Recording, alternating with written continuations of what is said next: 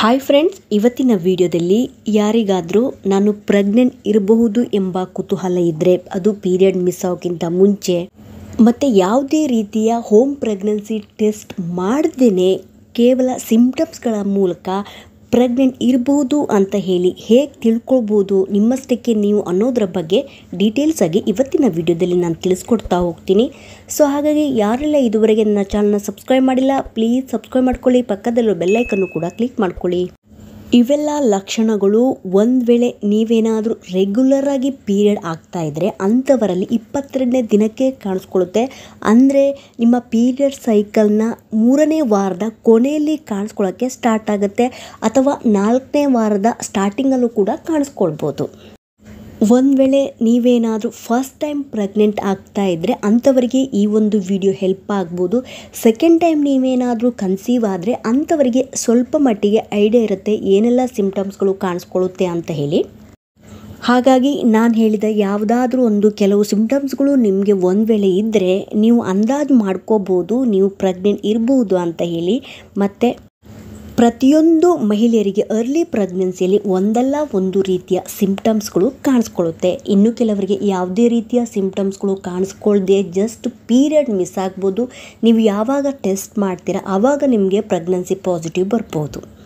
First symptoms ಏನಂತ ಹೇಳಿದರೆ, ನಿಮ್ಮ ಕೆಳ ಹೊಟ್ಟೆಯಲ್ಲಿ ಒಂದು ರೀತಿ ಸೆಳೆತದ ಅಥವಾ ಸೂಜಿ ಚುಚ್ಚಿದ ಅನುಭವ ಆಗ್ಬೋದು. ಅದು ಲೆಫ್ಟ್ ಸೈಡಲ್ಲೂ ಆಗ್ಬೋದು ಅಥವಾ ರೈಟ್ ಸೈಡಲ್ಲೂ ನಿಮಗೆ ಫೀಲ್ ಆಗ್ಬೋದು. ಆದರೆ ಇದು ಪೀರಿಯಡ್ ಟೈಮಲ್ಲಿ ಬರುವ ಹಾಗೆ ನಿಮಗೆ ಪೇಯ್ನ್ ಕಾಣಿಸ್ಕೊಳ್ಳೋದಿಲ್ಲ, ಲೈಟಾಗಿ ಕಾಣಿಸ್ಕೊಳ್ಳುತ್ತೆ ನಿಮ್ಮ ಕೆಳ ಹೊಟ್ಟೆಯಲ್ಲಿ. ನೆಕ್ಸ್ಟ್ ಒನ್ನು ನಿಮಗೆ ಉರಿ ತೇಗು ಅಥವಾ ಹುಳಿ ತೇಗಿನ ಅನುಭವ ಆಗುತ್ತೆ. ಅಂದರೆ ನೀವು ತಿಂದ ಆಹಾರ ನಿಮಗೆ ಮೇಲೆ ಬಂದ ರೀತಿಯ ಅನುಭವ ನಿಮಗೆ ಆಗ್ಬೋದು. ಅಂದರೆ ಅಜೀರ್ಣದ ಸಮಸ್ಯೆ ಕಾಡ್ಬೋದು. ನೆಕ್ಸ್ಟ್ ಒನ್ನು ನಿಮಗೆ ತುಂಬಾ ಸುಸ್ತು ಕಾಣಿಸ್ಕೊಳ್ಳುತ್ತೆ. ನೀವು ಕೆಲಸ ಮಾಡದೇ ಇರಲಿ, ಒಂದು ಸ್ವಲ್ಪ ಕೆಲಸ ಮಾಡಿದ ತಕ್ಷಣ ನಿಮಗೆ ತುಂಬಾ ಸುಸ್ತು ಆಯಾಸ ಕಾಣಿಸ್ಕೊಳ್ಳುತ್ತೆ. ನೆಕ್ಸ್ಟು ಇನ್ಯಾವ ಸಿಂಪ್ಟಮ್ಸ್ ಕಾಣಿಸ್ಕೊಳ್ಬೋದು ಅಂತ ಹೇಳಿದರೆ, ಬ್ಲೋಟಿಂಗ್ ಕಾಣಿಸ್ಕೊಳ್ಬೋದು. ಬ್ಲೋಟಿಂಗ್ ಅಂದರೆ ನಿಮ್ಮ ಹೊಟ್ಟೆಯಲ್ಲಿ ಒಂದು ರೀತಿ ಗ್ಯಾಸ್ ತುಂಬಿದ ಅನುಭವ ನಿಮ್ಮಲ್ಲಿ ಕಾಣಿಸ್ಕೊಳ್ಬೋದು, ಅಥವಾ ಹೊಟ್ಟೆ ಉಬ್ಬರಿಸಿದ ರೀತಿಯಲ್ಲಿ ನಿಮಗೆ ಫೀಲ್ ಆಗ್ಬೋದು. ಇನ್ನು ಕೆಲವರಿಗೆ ಯಾವಾಗಲೂ ನಿದ್ದೆ ಮಾಡ್ತಾನೆ ಇರಬೇಕು ಅಂತ ಅನಿಸುತ್ತೆ, ಅಥವಾ ಏನಾದರೂ ತಿನ್ನಬೇಕು ಅನ್ನೋ ಬಯಕೆಗಳು ಕಾಣಿಸ್ಕೊಳ್ಬೋದು. ಹುಳಿ ಅಥವಾ ಖಾರದ ಐಟಮ್ಸು ಅಥವಾ ಏನಾದರೂ ಸ್ವೀಟ್ ತಿನ್ನಬೇಕು, ಈ ರೀತಿಯ ಬಯಕೆಗಳು ನಿಮ್ಮಲ್ಲಿ ಈ ಒಂದು ಸಂದರ್ಭದಲ್ಲಿ ಕಾಣಿಸ್ಕೊಳ್ಬೋದು. ನಿಮ್ಮ ಬ್ರೆಸ್ಟಲ್ಲೂ ಚೇಂಜಸ್ ಕಾಣಿಸ್ಕೊಳ್ಬೋದು, ಲೈಕ್ ಪೇಯ್ನ್ ಕಾಣಿಸ್ಕೊಳ್ಬೋದು, ಅಥವಾ ಹೆವಿನೆಸ್ಸು, ಟೆಂಡರ್ನೆಸ್ ಈ ರೀತಿಯ ಅನುಭವ ನಿಮಗೆ ಕಾಣಿಸ್ಕೊಳ್ಬೋದು. ಇನ್ನು ಕೆಲವರಲ್ಲಿ ಮಾರ್ನಿಂಗ್ ಸಿಕ್ನೆಸ್ ಅಂತ ಹೇಳ್ತೀವಿ, ಇದು ಮಾರ್ನಿಂಗಲ್ಲಿ ಮಾತ್ರ ಕಾಣಿಸ್ಕೊಳ್ಳೋದಿಲ್ಲ, ಬೇರೆ ಸಂದರ್ಭದಲ್ಲೂ ಕೂಡ ಕಾಣಿಸ್ಕೊಳ್ಬೋದು. ಲೈಕ್ ನಿಮ್ಮಲ್ಲಿ ನಾಸಿಯಾ ಅಥವಾ ವಾಮಿಟಿಂಗ್ ಈ ರೀತಿಯ ಅನುಭವ ಕೂಡ ಕಾಣಿಸ್ಕೊಳ್ಬೋದು. ಕೆಲವರಿಗೆ ಸ್ವಲ್ಪ ಮಟ್ಟಿಗೆ ಕಾಣಿಸ್ಕೊಂಡ್ರೆ ಈ ಒಂದು ಸಿಂಪ್ಟಮ್ಸ್ಗಳು ಇನ್ನು ಕೆಲವರಿಗೆ ಜಾಸ್ತಿ ಪ್ರಮಾಣದಲ್ಲಿ ಕಾಣಿಸ್ಕೊಳ್ಬೋದು. ಮತ್ತು ವಿಪರೀತ ತಲೆನೋವು ಕಾಣಿಸ್ಕೊಳ್ಬೋದು ಅಥವಾ ತಲೆ ಸುತ್ತು ಕಾಣಿಸ್ಕೊಳ್ಬೋದು. ಇನ್ನು ಕೆಲವರಲ್ಲಿ ವೈಟ್ ಡಿಸ್ಚಾರ್ಜ್ ಕಾಣಿಸ್ಕೊಳ್ಬೋದು. ಅಂದರೆ ಮಿಲ್ಕಿ ವೈಟ್ ಡಿಸ್ಚಾರ್ಜು ಸ್ವಲ್ಪ ಜಾಸ್ತಿ ಪ್ರಮಾಣದಲ್ಲಿ ಹೋಗುತ್ತೆ ಒಂದು ವೇಳೆ ನೀವು ಕನ್ಸೀವ್ ಆದರೆ. ಈ ಒಂದು ವೈಟ್ ಡಿಸ್ಚಾರ್ಜು ಸ್ಮೆಲ್ ಏನೂ ಇರೋದಿಲ್ಲ, ಅಂದರೆ ಬ್ಯಾಡ್ ಸ್ಮೆಲ್ ಏನೂ ಇರೋದಿಲ್ಲ. ನೆಕ್ಸ್ಟ್ ನಿಮ್ಮ ಮೂಡಲ್ಲಿ ವೇರಿಯೇಷನ್ ಕಾಣಿಸ್ಕೊಳ್ಬೋದು. ಒಂದು ಟೈಮಲ್ಲಿ ನೀವು ತುಂಬ ಖುಷಿಯಾಗಿದ್ದರೆ ಇನ್ನೊಂದು ಟೈಮಲ್ಲಿ ನೀವು ತುಂಬ ಸ್ಯಾಡ್ ಆಗಿರ್ತೀರ. ಈ ರೀತಿ ನಿಮ್ಮ ಮೂಡಲ್ಲಿ ವೇರಿಯೇಷನ್ ಕಾಣಿಸ್ಕೊಳ್ಬೋದು ಒಂದು ವೇಳೆ ನೀವು ಕನ್ಸೀವ್ ಆದರೆ. ನೆಕ್ಸ್ಟ್ ಇನ್ನು ಕೆಲವರಿಗೆ ಏನಾಗುತ್ತೆ ಅಂತ ಹೇಳಿದರೆ, ಎಲ್ಲರಿಗೂ ಕಾಣಿಸ್ಕೊಳ್ಳೋದಿಲ್ಲ ಈ ಒಂದು ಇಂಪ್ಲಾಂಟೇಷನ್ ಬ್ಲೀಡಿಂಗು. ಇಂಪ್ಲಾಂಟೇಷನ್ ಕ್ರ್ಯಾಂಪ್ಸ್ನ ಜೊತೆಗೆ ಇಂಪ್ಲಾಂಟೇಷನ್ ಬ್ಲೀಡಿಂಗ್ ಕಾಣಿಸ್ಕೊಳ್ಳುತ್ತೆ. ಈ ಒಂದು ಬ್ಲೀಡಿಂಗು 1 ಅಥವಾ 2 ದಿನ 1 ರಿಂದ 2 ಡ್ರಾಪ್ಸ್ ಮಾತ್ರ ಇರುತ್ತೆ. ಇದು ನೋಡಲಿಕ್ಕೆ ಲೈಟ್ ಪಿಂಕ್ ಅಥವಾ ಲೈಟ್ ಬ್ರೌನ್ ಕಲರಲ್ಲಿ ಡಿಸ್ಚಾರ್ಜ್ ಆಗುತ್ತೆ. ಇದು ಜಸ್ಟ್ ಸ್ಪಾಟಿಂಗ್ ಅಂತ ಹೇಳ್ತೀವಿ. ಇದು ಜಾಸ್ತಿ ಬ್ಲೀಡಿಂಗ್ ಆಗೋದಿಲ್ಲ, 1 ರಿಂದ 2 ದಿನ ಮಾತ್ರ ಇರುತ್ತೆ.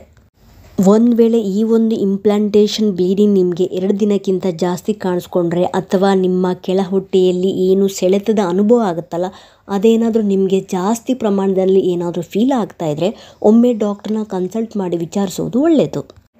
ಇನ್ನು ಕೆಲವರಿಗೆ ಕಾನ್ಸ್ಟಿಪೇಷನ್ ಅಂದರೆ ಮಲಬದ್ಧತೆಯ ಸಮಸ್ಯೆ ಕೂಡ ಕಾಣಿಸ್ಕೊಳ್ಬೋದು, ಅಥವಾ ಪದೇ ಯೂರಿನ್ ಪಾಸ್ ಮಾಡಬೇಕು ಅಂತ ಅನಿಸ್ಬೋದು. ವಾಸನೆಯನ್ನು ಗ್ರಹಿಸುವ ಶಕ್ತಿ ಕೂಡ ಜಾಸ್ತಿ ಆಗ್ಬೋದು, ಅಂದರೆ ಸೆನ್ಸ್ ಆಫ್ ಸ್ಮೆಲ್ ಅಂತ ಹೇಳ್ತೀವಿ. ಇದು ಕೂಡ ಈ ಒಂದು ಸಂದರ್ಭದಲ್ಲಿ ನಿಮಗೆ ಜಾಸ್ತಿ ಪ್ರಮಾಣದಲ್ಲಿ ಫೀಲ್ ಆಗ್ಬೋದು.